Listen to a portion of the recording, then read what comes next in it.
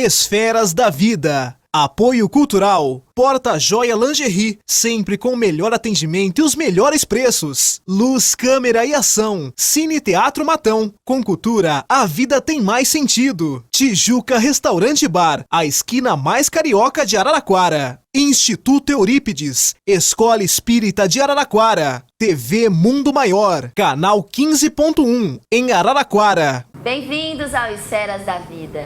Segundo Emmanuel, mentor do médium Chico Xavier, existem 3 pontos básicos para o trabalho com Jesus. O primeiro, disciplina. O segundo, disciplina. E o terceiro, disciplina. Preparem-se, o Esferas da Vida está no ar. A alma que é vibração, vida e essência das esferas.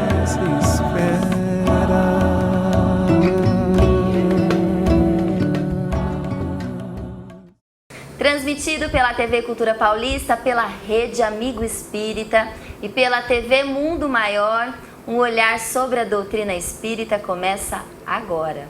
A disciplina é uma virtude que viabiliza a aquisição de todas as outras. Uma força interior que permite a alteração de velhos hábitos. Sem disciplina não há avanço.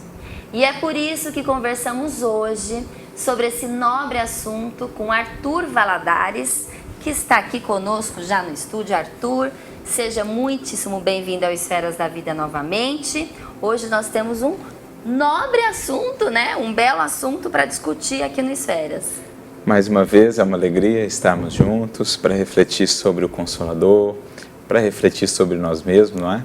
E nada melhor nesse sentido do que refletirmos sobre esse assunto que é capital quando a gente pensa em transformação, em melhoria. Como foi dito, sem disciplina não há avanço, não há progresso. Não há progresso. Arthur Valadares é cofundador do Núcleo de Estudo e Pesquisa do Evangelho, NEP, Paulo de Tarso, natural de Patrocínio, Minas Gerais, residente em São Carlos, aqui no estado de São Paulo. E Arthur, a gente começou o programa falando de uma passagem super interessante do mentor espiritual, do médium Francisco, Cândido Xavier, que deixou bem claro para o Chico a importância da disciplina caso ele aceitasse a trabalhar na seara do Mestre Jesus, com a psicografia. E ele começou e fez todo o trabalho que a gente sabe a vida hoje de Chico. Realmente, ele seguiu essa orientação da disciplina. E ele enfatizou, 3 vezes, do que você precisa? Isso. Disciplina, disciplina e disciplina. É muito interessante essa passagem da biografia do Chico, porque naturalmente ela se expande para a nossa vida, ela nos alcança também para outras tarefas que não propriamente a mediunidade, ou seja, todo o trabalho na seara do Cristo, ele vai ter uma finalidade maior para aquele que se propõe a trabalhar. O maior objetivo do nosso esforço, do nosso empenho na seara com Jesus é, antes de mais nada, o nosso próprio aperfeiçoamento espiritual. Esse é o maior objetivo de estarmos aqui na Terra, de termos voltado à encarnação. Então, na medida que a gente vai entendendo melhor essa finalidade do trabalho, que naturalmente vai alcançar também outras pessoas, influenciar outras vidas e tudo mais, mas na medida que a gente entende esse foco primordial, nós percebemos então, para trabalhar com Cristo é preciso melhorar-se, aperfeiçoar-se. É preciso ser, a cada dia mais, um melhor instrumento nas mãos de Jesus. E se nós estamos a falar de aperfeiçoamento, de melhoria íntima, não há como fazê-lo sem mobilizar as potências da alma. Eu me recordo aqui de Leon Denis, que vai dizer, a vontade é essa faculdade ou essa potência soberana da alma. É ela o grande motor da transformação, é ela o que define a velocidade do nosso progredir. Kardec mesmo vai dizer no Livro dos Espíritos, a rapidez com que a criatura progride depende dos esforços que ela empreende. E esse grande motor que define essa rapidez, essa velocidade é a vontade. E a disciplina nada mais é do que a expressão dessa vontade, orientando a nossa vida, orientando o nosso mundo íntimo, as nossas ações, enfim, tudo o que somos e fazemos, no sentido de nos aperfeiçoarmos, no sentido de transformar em nós o que ainda está em desacordo com a lei divina, o que ainda nos atravanca a marcha, a caminhada, e aproximar isso cada vez mais daquilo que nos foi dado como modelo. A disciplina transforma a vontade em realidade. Exato. Porque às vezes a gente tem uma vontade inúmera de fazer uma mudança na nossa vida específica, mas com a disciplina que a gente vai conseguir. A vontade, ela se canaliza, digamos assim, através da disciplina, né? Que vai ter várias feições, múltiplas feições. Então nós podemos pensar disciplina de emoções, disciplina de pensamentos, outras disciplinas mais elementares, por exemplo, mais pragmáticas no que diz respeito à nossa vida cotidiana, disciplina da alimentação, disciplina de horários, disciplina de sono, enfim. Para que essas disciplinas alcancem os seus objetivos e a sua finalidade, que é de melhorar a nossa vida, de melhorar ou preservar a nossa saúde, de melhorar a nós mesmos enquanto espíritos, para que isso se dê, é preciso que lá, no início do processo, a vontade seja acionada, né? Então, Emmanuel ele tem uma analogia muito interessante acerca da vontade no livro Pensamento e Vida, justamente falando da mente e da importância dessa vontade como gerente de toda a nossa casa mental, né? Ele compara um escritório, o escritório da mente. Quando a vontade exerce essa sua força, nessa sua orientação, melhor dizendo, então ela disciplina todas as outras potências, a inteligência, a memória, o desejo, etc. Ela vai orientando essas potências para o bom uso, o adequado uso, que me leve à edificação, ao crescimento e também ao auxílio ao semelhante, àqueles que convivem comigo. E quando a gente fala de disciplina, uma grande parte das pessoas acredita que disciplina seria algo engessado, aquela obediência a regras, é um ato exterior, não de fato um ato interior. As pessoas acreditam que disciplina quando fala disciplina, lembra do horário, lembra da academia ou lembra da alimentação. E na realidade a gente tem que disciplinar todos os nossos valores, os nossos maus hábitos. E essa ideia de perceber, de reconstruir talvez essa nossa visão sobre a disciplina, né?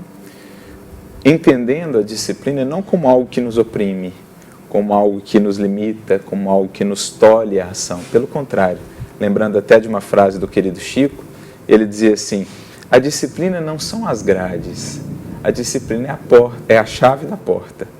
Se pensar numa prisão, muitos vão enxergar a disciplina de sentimentos, a disciplina de atitudes. Então não vou poder mais fazer isso, não. Entender que aquilo não me convém mais, que eu sou livre para fazê-lo, mas que não me convém. Isso é o disciplinar-se. Então, é um processo de tomada de consciência e, por isso, um processo libertador. Dizia o mestre: conhecereis a verdade vos libertará. Então, muito pelo contrário, não é algo que tolhe ou que limita, é algo que me abre novas possibilidades, né? Que me abre novos horizontes, porque eu me torno mais consciente. Eu entendo melhor aquilo que me faz bem, aquilo que me beneficia e como beneficia os outros, né? Aquilo que está harmonizado com a lei divina, e passo a pautar a minha conduta a partir disso. Então não é um processo assim, como você disse, só de uma pressão exterior que vem nos moldar aquilo. É, no fundo, um processo de tomada de consciência em que internamente, um movimento interno, eu passo a entender: eu até poderia fazê-lo, mas isso não mais me convém, porque eu sei que não faz bem a mim nem para os outros. É uma tomada de decisão que você sabe que vai ter consequência. Isso. E que as consequências vão te fazer sofrer. Exato. Então, por isso que você não é livre. Exato. Porque você pode, de fato, fazer o que você quiser, tem o livre-arbítrio. Mas caso você faça algo que vai te fazer mal... Ou aos outros, né? Ou aos outros. E por conseguinte, a você. Então, você começa também a ter esse olhar mais abrangente para a vida. A sair um pouco do imediatismo, que é a característica de quando estamos ainda muito materializados, apegados ao aqui e ao agora apenas, à vida na matéria, à transitoriedade. A nossa visão ela é muitas vezes muito estreita. Então a gente não pensa muito a longo prazo. Nós não pensamos os atos e também as consequências atreladas a esses atos. Quando o espírito toma consciência, ele começa a ver mais além. É por isso que há até a definição no Evangelho segundo o Espiritismo sobre a obediência, por exemplo, que está de certo modo associada. Eles dizem assim: a obediência é o consentimento da razão. Então, quando eu entendo, quando a minha razão entende, quando eu começo a compreender os mecanismos da vida, compreender que tudo que eu faço tem consequências para mim e para os outros, eu começo a perceber o que me convém e o que não me convém. E eu passo a entender, então, o verdadeiro sentido de liberdade, que em Jesus ou no Evangelho é diferente. No mundo, muitas vezes, liberdade é faço o que quero. Né? Se me deu desejo, eu vou e faço, sem pensar tanto nas consequências. E muitas vezes, com isso, passamos por cima de outras pessoas, semeando lágrimas para o futuro, passando por cima de nós mesmos, da nossa saúde, do nosso equilíbrio, gerando aflições e inquietação mais adiante.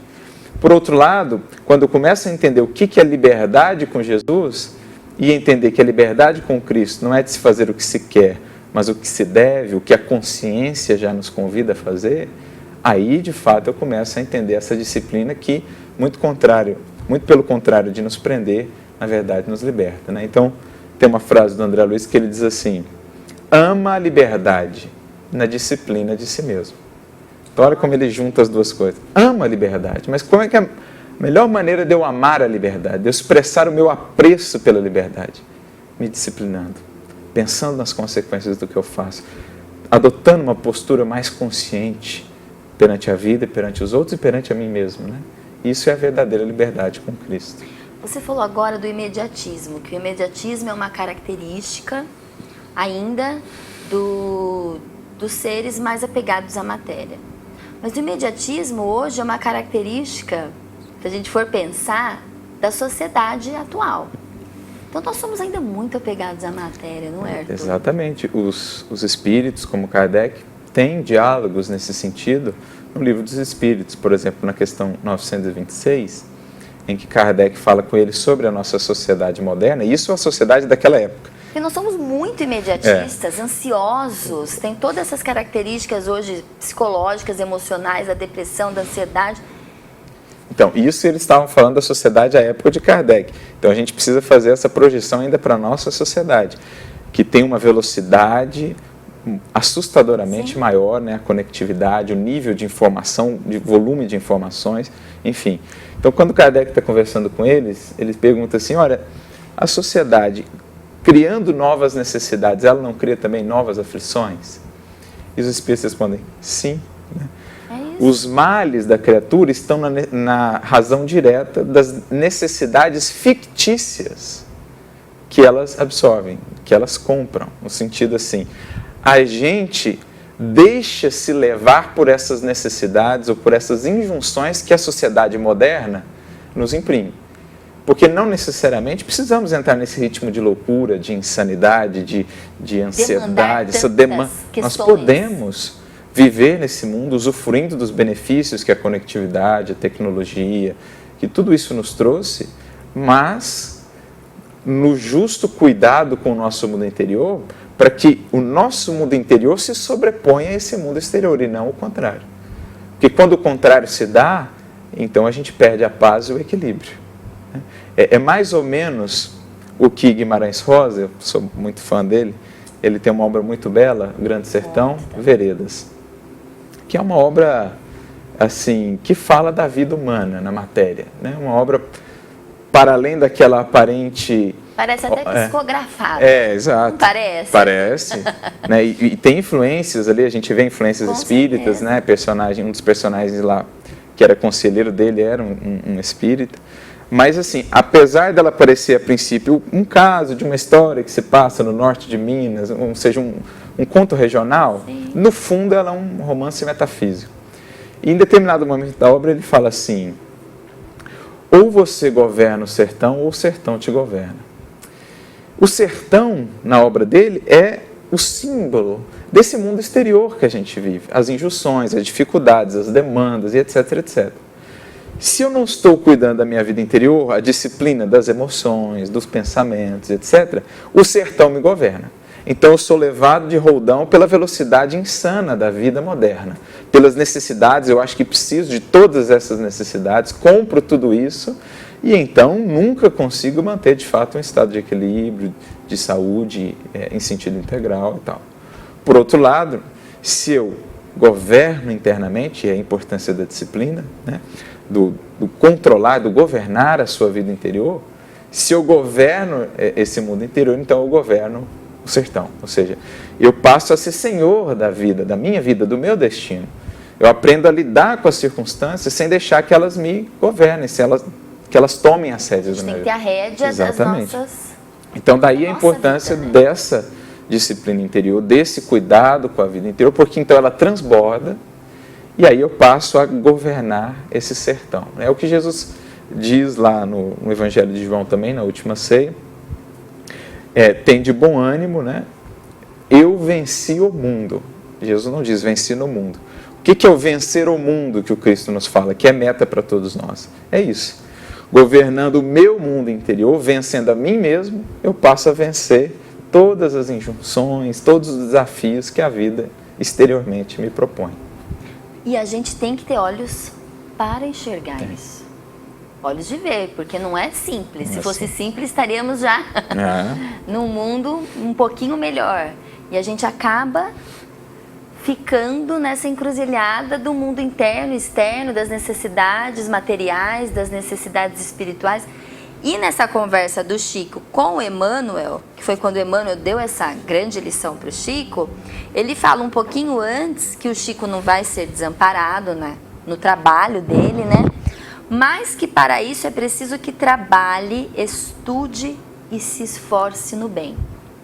Então, o trabalho, o estudo, não em qualquer segmento, em qualquer área, não na área somente religiosa, porque a gente não podia separar as áreas, Exato, não é, Arthur? Nós somos únicos. Isso. Às vezes as pessoas falam, minha religião é essa. Mas nós somos uma única pessoa, numa única área, é a vida. Isso.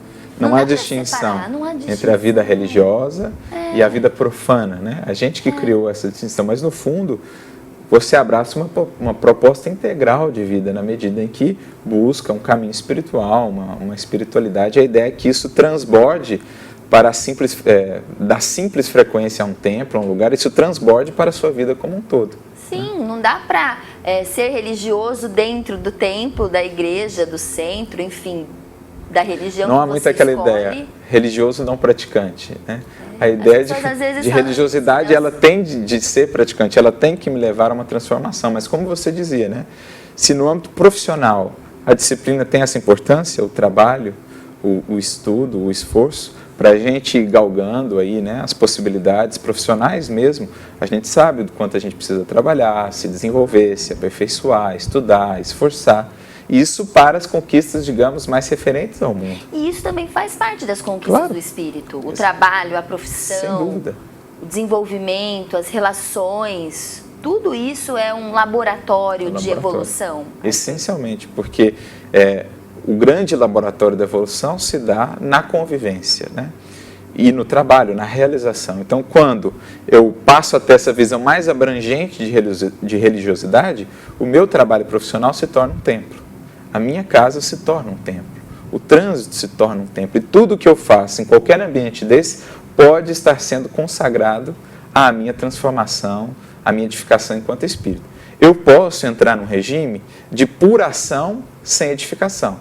Quando eu faço, mas sem estar presente, sem alma, sem vontade efetivamente de crescer, de aprender, de dar o melhor, né, de fazer aquilo no sentido de servir à sociedade, às pessoas. Aí eu entro no que Emmanuel chama de trabalho-ação, que transforma o meio. Mas a grande busca é o trabalho-serviço, diz Emmanuel, que transforma o indivíduo. Quando a gente desperta para isso, tudo se converte em instrumento de elevação.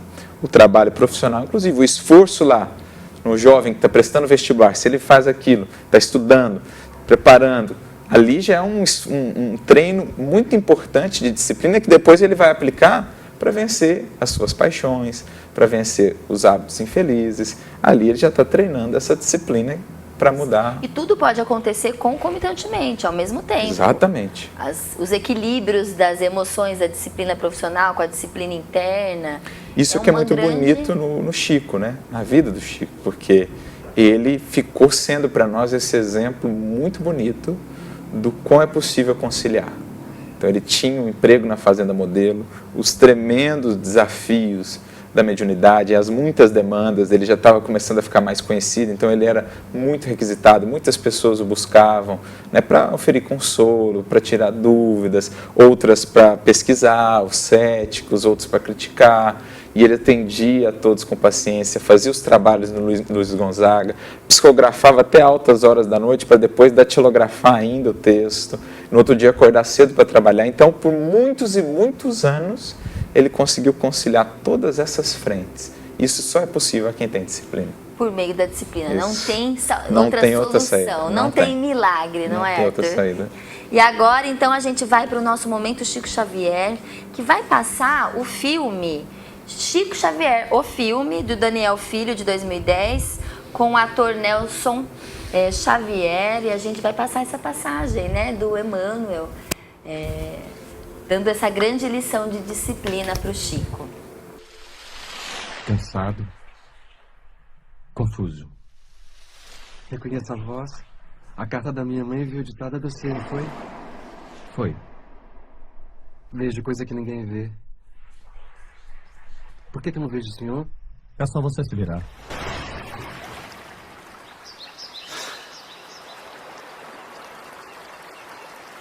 Então, por que eu não vi a voz dela? Pediram para eu fazer isso. Quem pediu? Você quer mesmo saber sobre isso? Quer entender o que acontece com você? Quero. É o que eu mais quero na minha vida. Isso vai dar muito trabalho. Eu trabalho desde pequenininho. É verdade. Então você deve estar pronto para 3 regras básicas. Que regra? A primeira é a disciplina. E a segunda? Disciplina. E a terceira? Disciplina. Como é que eu faço para ficar disciplinado? Você devia pensar melhor. Paz espera. Paz espera.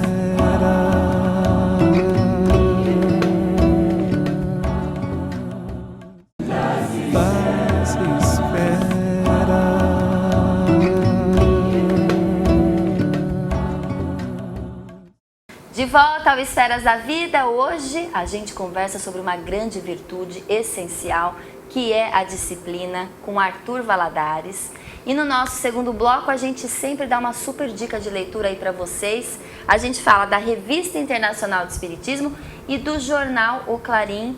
Ambos são da editora O Clarim, aqui de Matão, da cidade do grande pioneiro Caibar Schutel. E eu vou mostrar para vocês a capa deste mês de fevereiro. Olha só. Arthur, lê a capa aí para mim, pra gente mostrar. Kate King e as pesquisas de William Crookes. Olha, você conhece essas pesquisas, Sim, Arthur? foi um grande pesquisador, um grande cientista. E olha, só para vocês entenderem, aqui tem de tudo na revista, não é só a parte da capa. Olha só, Paulo de Tarso inspira coragem. Então tem um repertório muito grande a Revista Internacional de Espiritismo, muitas matérias à luz da doutrina espírita, e Paulo de Tarso inspira muita coragem, não é? Não há dúvidas. É um dos seus melhores livros que você leu e O você Paulo falou, Estevão, né? é um dos livros mais marcantes. Mais Fica a dica para quem não leu ainda, né? Com certeza. Fica a dica para quem não leu. E eu vou mostrar aqui mais 2 matérias que eu achei interessante das edições passadas, que tem pertinência com o nosso programa de hoje, que é o mau pensamento, o desequilíbrio e as nossas doenças. O mau pensamento, o desequilíbrio e nossas doenças. Também é um tema extremamente interessante, que a gente vem conversando há tempos aqui no Esferas da Vida. E também mente virtuosa, corpo saudável. Mente virtuosa, hein, Arthur? Sim. Sem maus hábitos. Vencendo as más paixões e os maus hábitos. E a gente também fala do Instituto Eurípides, que foi fundado há 25 anos no bairro Águas do Paiol, periferia da cidade aqui de Araraquara. Na época era um dos bairros mais perigosos da cidade. O objetivo do Instituto era ir ao encontro àqueles que mais precisam. Atualmente o Instituto acolhe gratuitamente mais de 160 crianças de 6 a 15 anos no contraturno escolar para retirá-las das situações de risco e oferecem almoço, lanche da manhã, lanche da tarde, oficinas de meditação, esportes em quadra coberta, música, dança, artes plásticas. Tem também o projeto Jovem Aprendiz, que é um projeto que o jovem com 15 anos de idade começa a ser preparado com treinamentos e cursos profissionalizantes. E o Instituto o coloca numa empresa parceira para que ele inicie sua carreira profissional. Olha que maravilha, excelente! São mais de 14 cursos gratuitos que são realizados todo início de semestre. Então, se você conhece algum jovem e se você também quer apoiar essa causa do Instituto Eurípides, pode apoiar, vai aparecer aí os dados do Instituto, você pode procurar no Facebook, pode procurar o pessoal do Instituto, que eu tenho certeza que vocês, eles vão te tratar muito bem e pode fazer uma grande parceria, não é, Arthur? Sem dúvida. Grandes instituições de caridade precisam do nosso apoio, né? A gente já recebeu aqui a Fraternidade Sem Fronteiras, que com R$50 você pode ajudar uma criança a comer todos os dias e frequentar a escola todos os dias, R$50 por mês. Então, assim, a gente fala da caridade moral, que é extremamente importante, mas eu acho que o apoio financeiro também é muito importante. E, às vezes, R$50 para algumas pessoas não é um valor tão alto e pode ser, né, estabelecido aí para grandes causas do mundo. A gente volta aqui para a disciplina, Arthur? Voltamos para a disciplina. Até para fazer caridade a gente tem que ter disciplina? Ah, com certeza, né? A gente aprende a fazer caridade, Arthur? A gente vai, como todas as outras virtudes, a gente vai passando por um processo, né?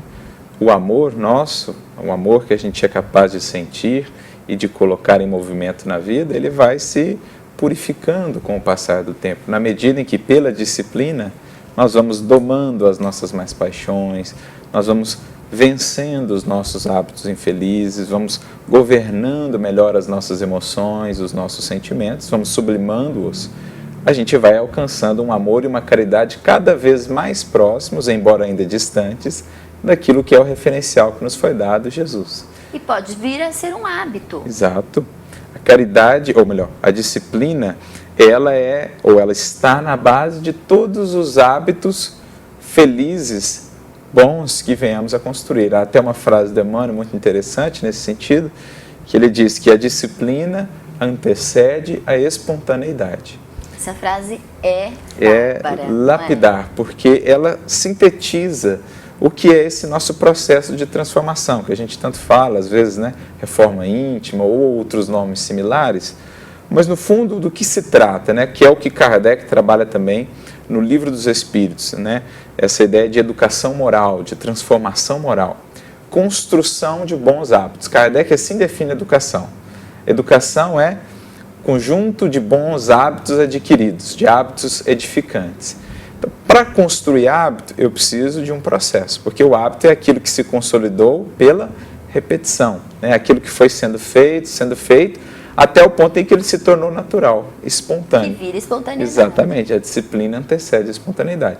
A gente percebe isso nas coisas mais elementares da vida. Se eu não sei andar de bicicleta e quero aprender a andar de bicicleta, eu vou conseguir, se eu não tenho a disciplina de repetir as tentativas, ainda que não esteja conseguindo no momento, mas me esforçar, continuar, criar uma disciplina de treinamento, eu vou conseguir aprender bicicleta, andar de bicicleta? Não. Mas quando eu crio essa disciplina, me esforço, crio uma constância do treino, aquele processo aos poucos vai consolidando em mim aquela habilidade, aquela possibilidade, até o ponto em que eu consigo andar de bicicleta sem as mãos. Porque eu já estou com aquele equilíbrio, né, aquele aprendizado tão bem consolidado em mim que se tornou algo espontâneo, natural. E uma vez que se aprendeu, você não esquece mais. Não tem mais volta, exatamente. Então essa é a ideia, no caso, para construirmos hábitos. Né? Como é que eu faço? A disciplina de ir tentando vivenciar e aplicar aquilo nas menores coisas da vida. Quando aquilo se tornar para mim, ou em mim, natural, então, de fato, eu desenvolvi a virtude, que é o quê? Um bom hábito. Então, a virtude é um bom hábito. Kardec até pergunta para os espíritos, mas e aquelas pessoas para quem O bem parece assim tão natural, tão espontâneo, tão fácil. Né? Ser assim, exato. Né? Elas têm o mesmo mérito, no caso do que nós, que o bem é tão difícil assim. E os Espíritos falam, esses lutaram outrora e triunfaram. O bem já se lhes converteu num hábito. Então olha que ideia. O bem para eles é um hábito. Então a resposta automática dele, diante, por exemplo, do mal que lhe é feito, já é o bem. É a resposta. É porque a gente é mais conhecido pela resposta, pela reação, do que pela ação. A ação, ela nos mostra como a gente nos pinta, ou como a gente quer aparentar. Agora, a reação nos mostra tais quais somos. Então, no caso em que o bem já é um hábito, já é resposta automática, então o hábito ou a virtude está consolidada. Nós estamos em vias de consolidá-la. Né? Pensando praticamente agora, porque vamos voltar para a nossa realidade, porque tudo isso a gente busca, não é? Sim. Já é importante saber e buscar e querer, ter a vontade de ser. Vontade. Ter a vontade de ser. Mas nós, ao nosso longo aí processo de progresso, muitas reencarnações, sabemos que somos espíritos imortais e que estamos vindo, né, um bom tempo nesse processo de evolução. A gente cria maus hábitos. E a partir do momento que a gente cria maus hábitos, é difícil, não é, Arthur? Parece assim, mas agora é só se disciplinar que você vai conseguir. E tem muitos maus hábitos que viram vícios. E para a gente conseguir quebrar essa molécula do vício, essa questão do vício, é doloroso. É sofrido, não é fácil, não é? É desafiador, né? É desafiador. Não é um mar de rosas, né? Porque às vezes as pessoas falam, quem estuda todos os dias, às vezes não é tão legal para quem fica descansando todos os dias e faz as coisas no imediatismo. Mas é o certo. Tem isso também, né? Sim, tem alguns fatores aí, né? Primeiro, entender, como você disse, que esses maus hábitos, maus pendores que estão consolidados em nós, são resultado, muitas vezes, de processos milenares. Sim. Então, se demandou milênios para se consolidar, vai demandar algum tempo para ser modificado. Então, entender isso com paciência e com perseverança, né? A paciência e a perseverança são virtudes também base na construção das demais, junto com a disciplina. O próprio mestre já dizia, pela vossa paciência ganhareis as vossas almas. Então é isso, é ter paciência, ter perseverança, ter essa vontade firme, porque é outro ponto também que os espíritos nos alertam. Muitas vezes essa nossa vontade, esse nosso querer, está mais nos lábios do que propriamente no coração e na mente, que é a questão 909 do Livro dos Espíritos que nos incomoda. Kardec pergunta, alguns parecem tão difíceis assim de vencer os hábitos, o homem poderia sempre, pela sua vontade, vencer? E os Espíritos respondem, sim, muitas vezes fazendo bem poucos esforços. Né? No sentido de que muitas vezes, na questão 911 eles complementam, essa vontade ela está mais no âmbito assim, só da imaginação ou do falar, mas ela ainda não alcançou o nosso coração, ela não contagiou o nosso ser. Entender isso, portanto, que é preciso essa vontade que alimenta a paciência e a perseverança. Entender que é um processo desafiador.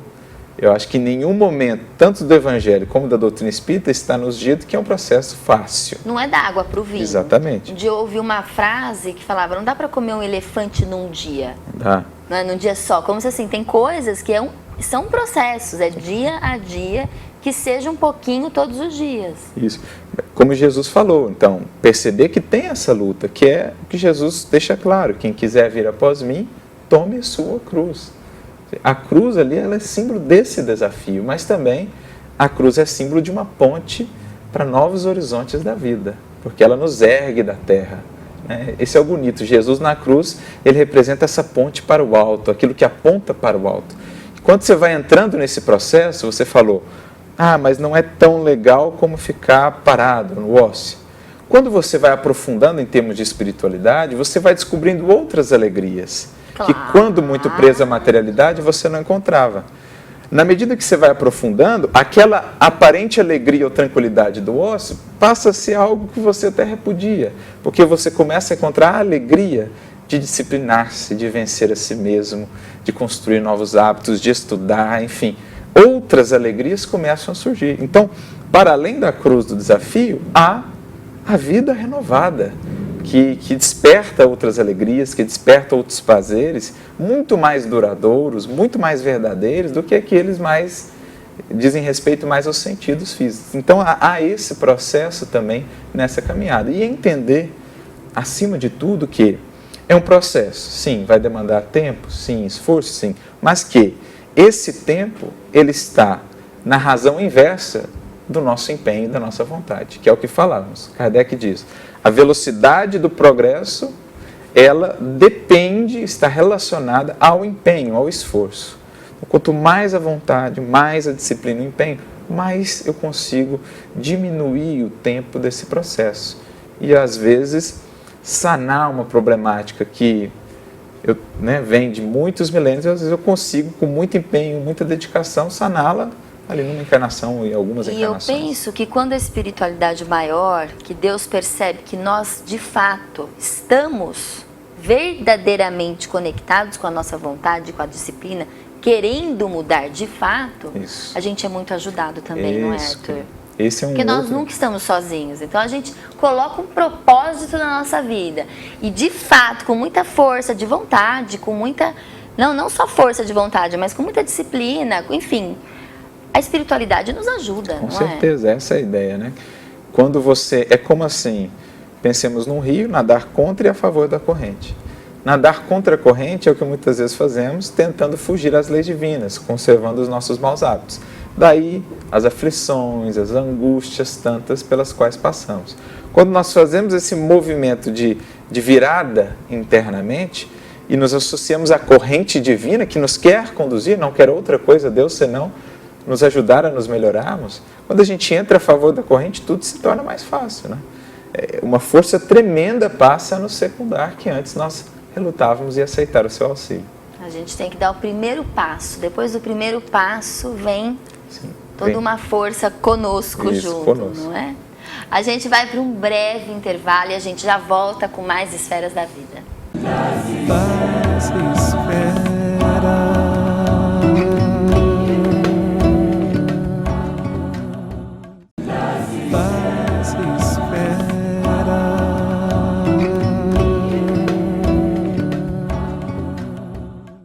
De volta ao Esferas da Vida, hoje a conversa é sobre disciplina. E a gente vem conversando, Arthur, e agora a gente podia falar um pouquinho sobre a disciplina dos nossos pensamentos e os nossos sentimentos.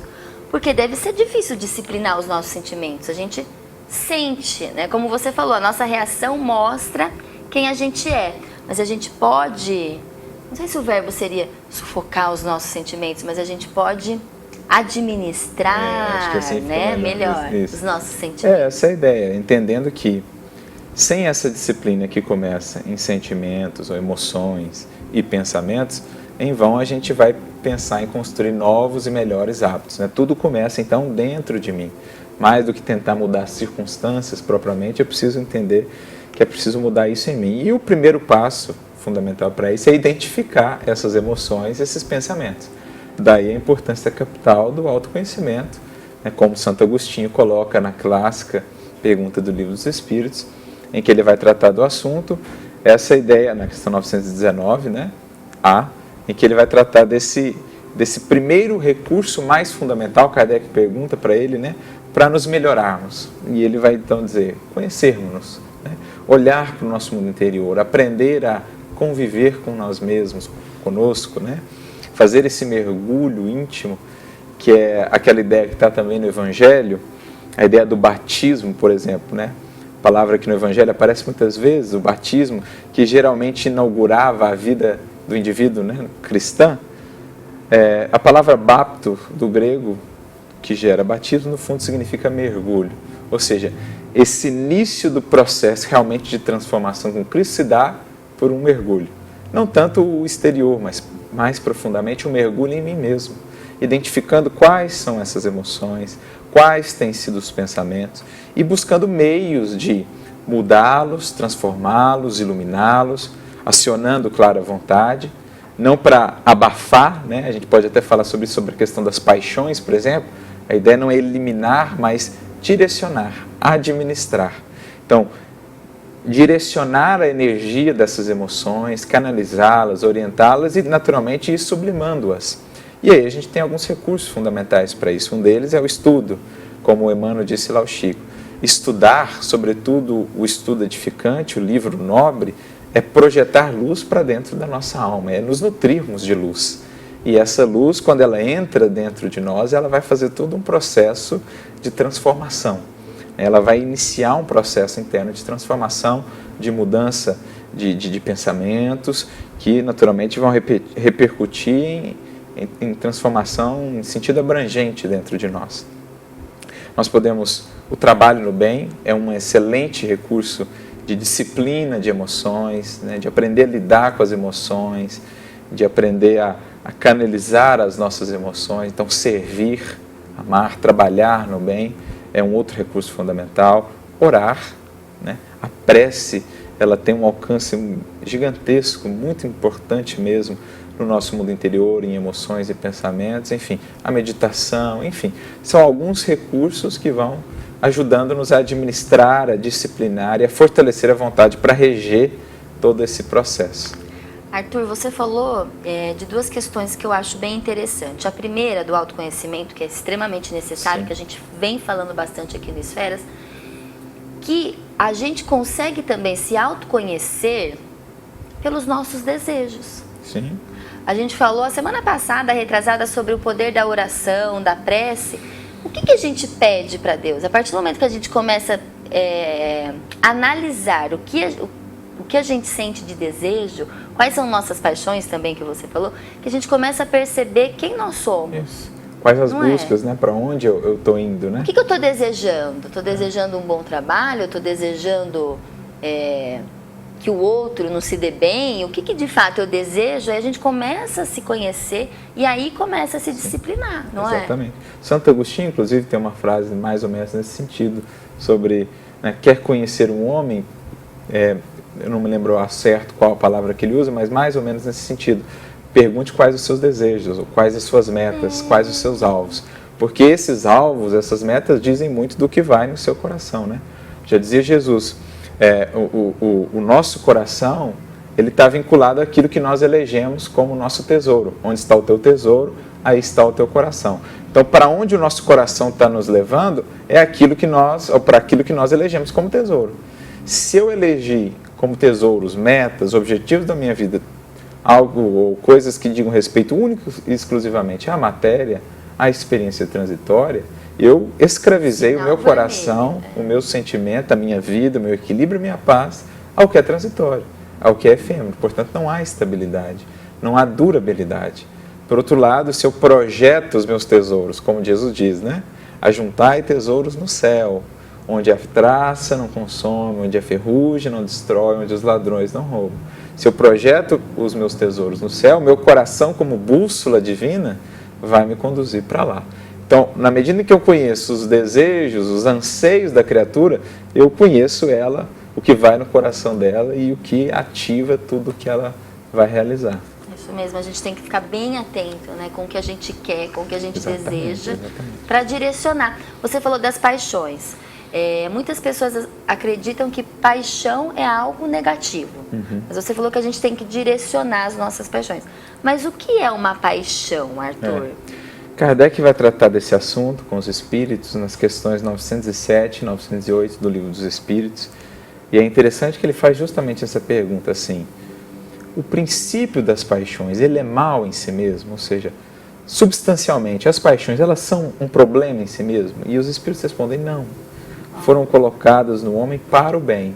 O problema está no excesso acrescido à vontade, ou seja, quando aquilo sai do controle, né?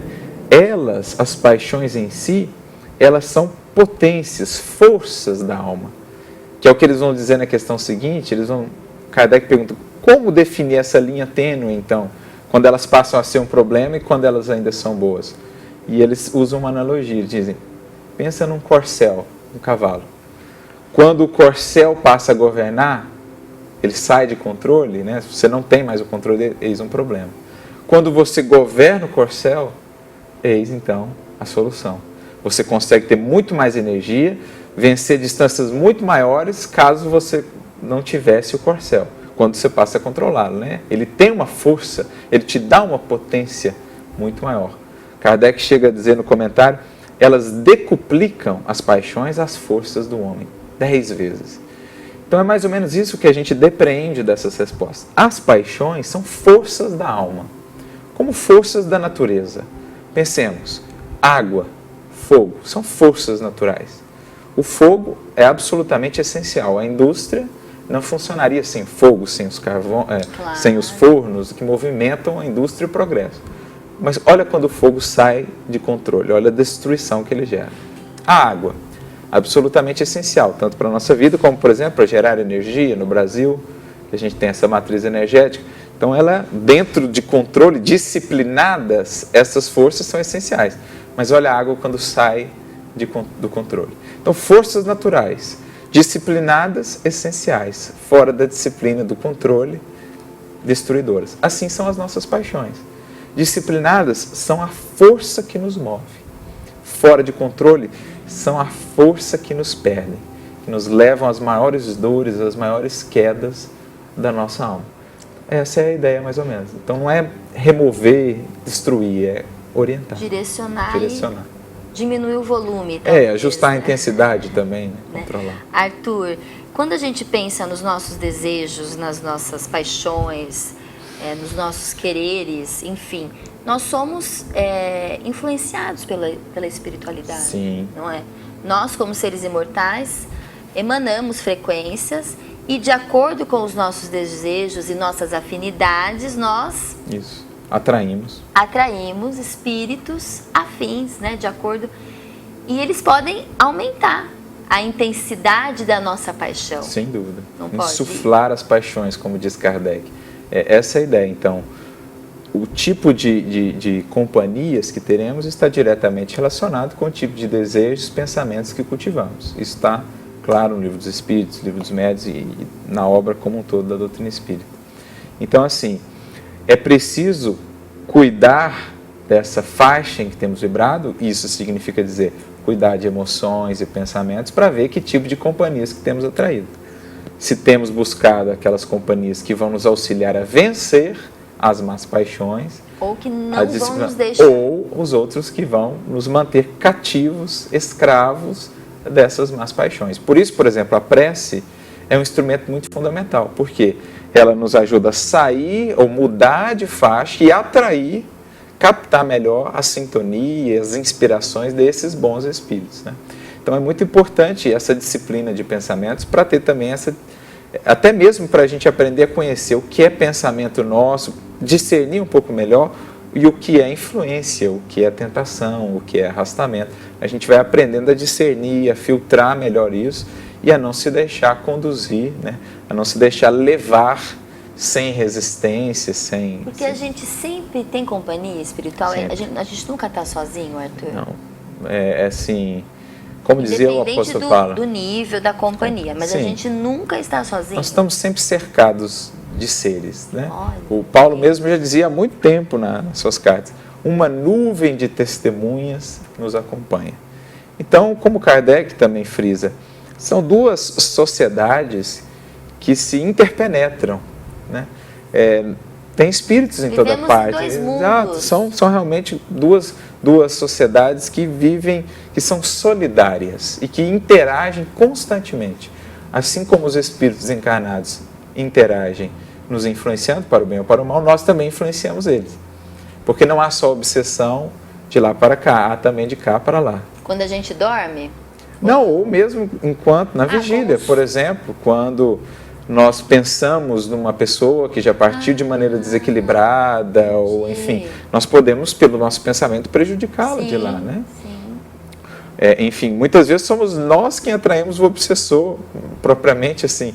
Ele quase que não tem esforço nenhum, porque nós, pelo nosso pensamento viciado nesse sentido, é que o trazemos sempre para junto de nós. Então, é preciso estar atento a isso, a essa disciplina, portanto, de pensamentos e de emoções, para controlar melhor o tipo de faixas em que temos vivido e o tipo de companhias que temos tido. Então é muito importante a gente realmente aparar os nossos maus hábitos para a gente conseguir se elevar espiritualmente.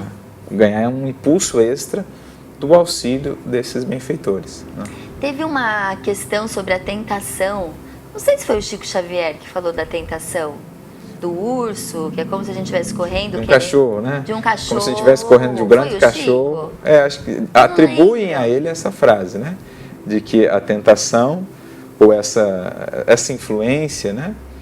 É como a gente correr de um grande cachorro, torcendo, morrendo de vontade que ele nos alcance. Mas a ideia de perceber também que... A gente precisa correr, mesmo tendo a vontade de fazer o errado, a gente pelo menos sabe que é o certo e vai. E perceber o que atrai o cachorro. Porque a gente acha que a tentação é algo que vem de fora para dentro, mas no fundo, a tentação é algo que nasce em nós. É verdade. Né?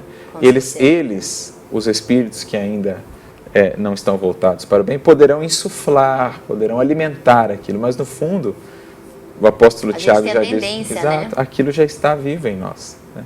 Então, é perceber que essa tentação, ela nasce em nós, encontrar essa raiz e removê-la, porque eu não preciso mais, o cachorro não vai mais se interessar por mim. Não vai, exato, essa é a ideia. Olha, a mudança é interna. E a gente agradece mais uma vez, Arthur, muitíssimo obrigada pela sua participação aqui no Esferas da Vida. Mais uma vez agradeço e que possamos encontrar e aplicar então em nossas vidas essa receitinha preciosa. Disciplina, disciplina e disciplina.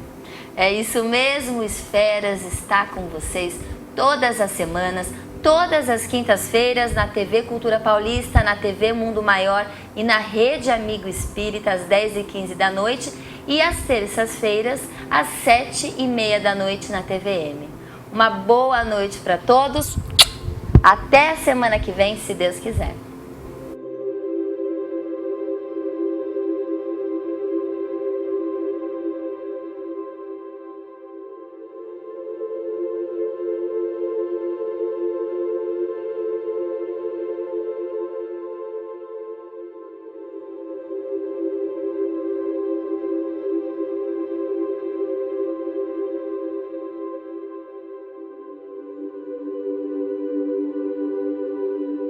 Esferas da Vida. Apoio Cultural. Porta Joia Lingerie, sempre com o melhor atendimento e os melhores preços. Luz, câmera e ação. Cine Teatro Matão. Com cultura, a vida tem mais sentido. Tijuca Restaurante Bar, a esquina mais carioca de Araraquara. Instituto Eurípides, Escola Espírita de Araraquara. TV Mundo Maior, canal 15.1, em Araraquara.